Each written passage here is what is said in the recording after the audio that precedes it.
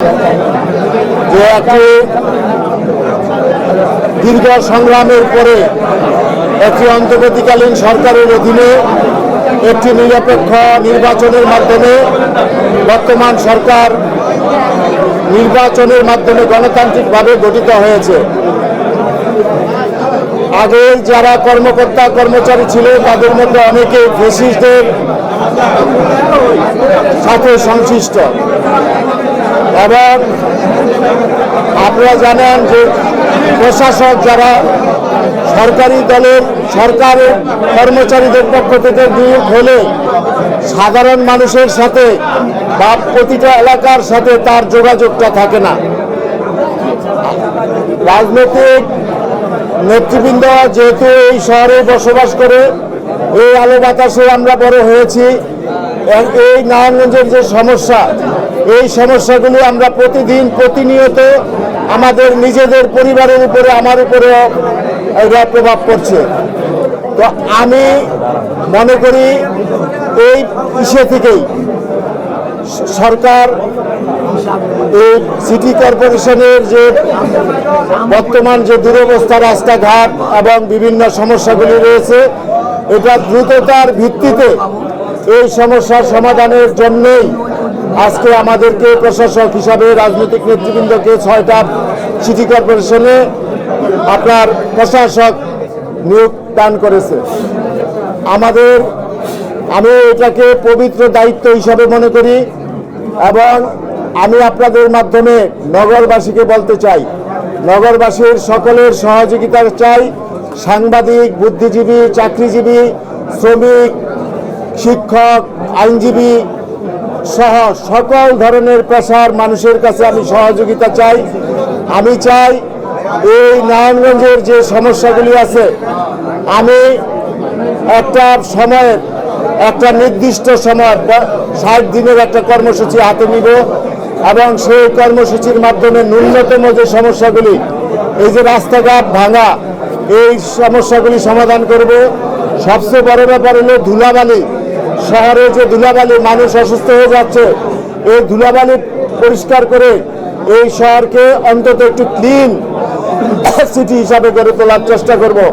এবং green city আমরা গাছ লাগাবো প্রতিটা কোন কোন জায়গায়।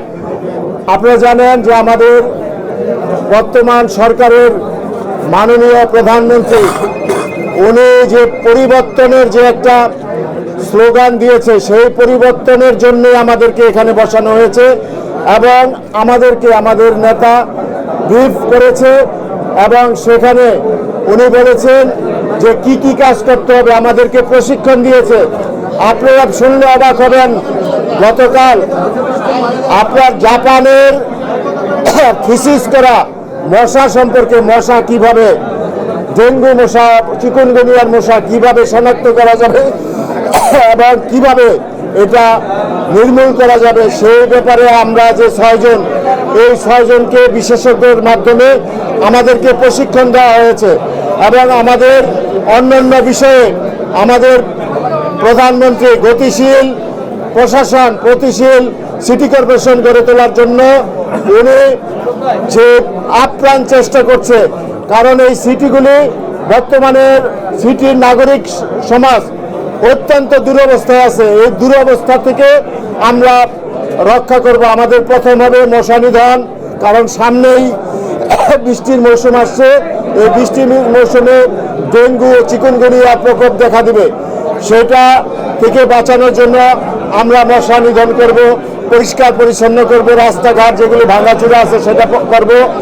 এবং যে প্রশ্নটা আপনি করেছেন যে হকার সমস্যা এবং এই আপনার এই যে অটোরিকশার মধ্যে যানবাহনের যে যানজটের সমস্যা, বাংলাদেশের মধ্যে সবচেয়ে চরম সমস্যা হলো নারায়ণগঞ্জে। এটা আমরা চিহ্নিত করেছি। আমরা এই 60 দিনের মধ্যেই আমরা একটা অন্তত সহনীয় পর্যায়ে যাতে আনতে পারে। হকাররাও তো আমাদের এই নাগরিক, তাদের নিয়ে আমরা বসবো, কিভাবে এটা সমস্যার সমাধান করা যায় সেটা নিয়ে কথা বলবো। এবং এই যে অটোরিকশা আছে বা যানবাহনের একটা নির্দিষ্ট একটা নীতিমালা করে আমরা দেখবেন যে ইনশাল্লাহ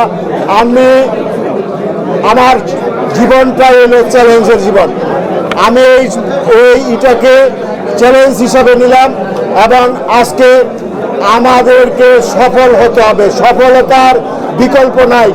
যদি আমি সফল না হই তাহলে আমাদের প্রধানমন্ত্রী সফল হবে না, আমাদের এমপি সাহেব সফল হবে না, আমাদের সরকার সফল হবে না। সুতরাং আমাকে সফল হতে হবে এবং এই নারায়ণগঞ্জের যে যারা আছেন আমাদের জনপ্রতিনিধি এমপি সাহেব সহ আমাদের রাজনৈতিক নেতৃত্ব, আপনারা আমার অ্যাক্টিভিটিস দেখবেন।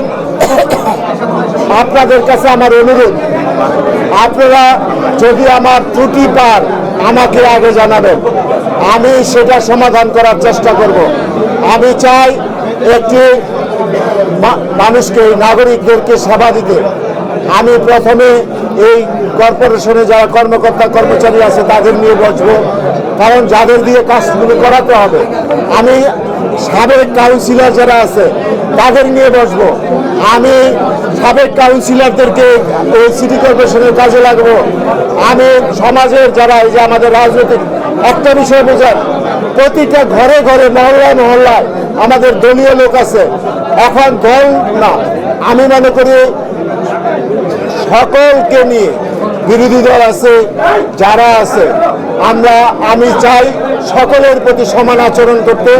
আমরা সমান আচরণ করব এবং সকলের সুষম উন্নয়নের মাধ্যমে এই নারায়ণগঞ্জের পরিবর্তন ঘটাবে ইনশাল্লাহ। আমি আপনাদেরকে কথা দিতে পারি যে আমরা অবশ্যই পরিবর্তন করব, সমস্যার সমাধান করব এবং আমরা সফল হব। সফল হওয়ার জন্যই আমরা এখানে এসেছি, সফল হওয়ার জন্য ইনশাল্লাহ সফল হব।